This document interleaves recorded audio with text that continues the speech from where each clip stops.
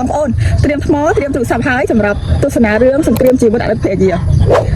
ប៉ុន្តែខ្ញុំបញ្ជាក់ដែរសម្រាប់ភាគ17ដល់គ្នា16ដល់គ្នាបានទស្សនាហើយប្រកាសជាជក់ចិត្តខ្លាំងមែនតើហើយសម្រាប់បន្ទាប់គឺកាន់តែល្អមើលជាវគ្គមុនទេអ្នកខ្ញុំតនីឲ្យហ្មងអ្នកគ្នាចាជាទៅពេលនេះគឺទូស្រីរបស់យើងចាប់ផ្ដើមមកលួចមើលដំបូងផ្ទះទូប្រុសរបស់យើងដែលជាអតីតស្វាមីរបស់គាត់អ្នកគ្នាឃើញកន្លែងហ្នឹងគឺគាត់ឈរទាំងទឹកមុខមួយអារម្មណ៍ថាអត់សុខចិត្តហើយខឹងមែនតើតែម្ដងហើយពេលនេះទូប្រុសរបស់យើងបានមកលួចមើលទូស្រីតាមបានគេអញ្ចឹងណាហើយក៏បានទូស្រីហ្នឹងធ្វើបាបគាត់តែអ្នកគ្នាធ្វើឲ្យគាត់ឈឺចុកខ្លាំងមែនតើពេលនេះអ្នកគ្នាតែចាប់ពេលទៅទូស្រីអ្នកគឺត្រូវមកក្បាលគាត់អញ្ចឹងណាអ្នកគ្នាតែអ្នកគ្នានៅពេលដែលទូស្រីយើងបានធ្វើអបប្រកាន់ទូប្រុសពេលហ្នឹងគឺគាត់បានសុំទូប្រុសហើយគាត់ក៏បានជួយមើលរបួសមើលអីចឹងទៅប៉ុន្តែពេលហ្នឹងគេចាប់ផ្ដើមលក្ខណៈថាជាមួយគ្នាអញ្ចឹងហើយគាត់ទូប្រុសរបស់យើងគឺកាន់តែឈឺខ្លាំងមែនតើអត់ទៅហៅទេមែនតើពេលហ្នឹងទូស្រីរបស់យើងថាអូខ្ញុំសុំទោសផងព្រោះខ្ញុំពេលហ្នឹងខ្ញុំអត់បានចាប់អារម្មណ៍តែខ្ញុំភ្លេចខ្លួនអញ្ចឹងទៅ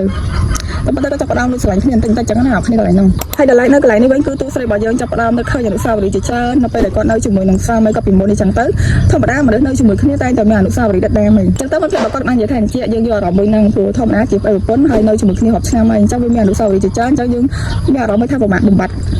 អារម្មណ៍មួយហ្នឹងខ្លាំងមែនទែនគឺពិបាកធ្វើចិត្តហើយនៅក្នុងឈុតនេះគឺទូស្រីរបស់យើងចាប់ផ្ដើមតាក់ទងជាមួយនឹងឪពុកក្មេករបស់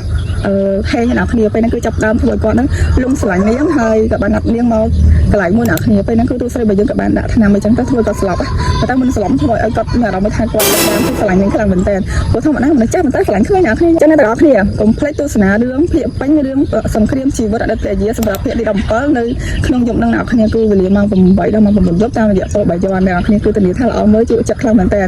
ហើយកុំភ្លេចជួយចុច Subscribe ឲ្យខ្ញុំម្នាក់មួយដើម្បីទទួលបាននូវវីដេអូថ្មីៗអរគុណច្រើន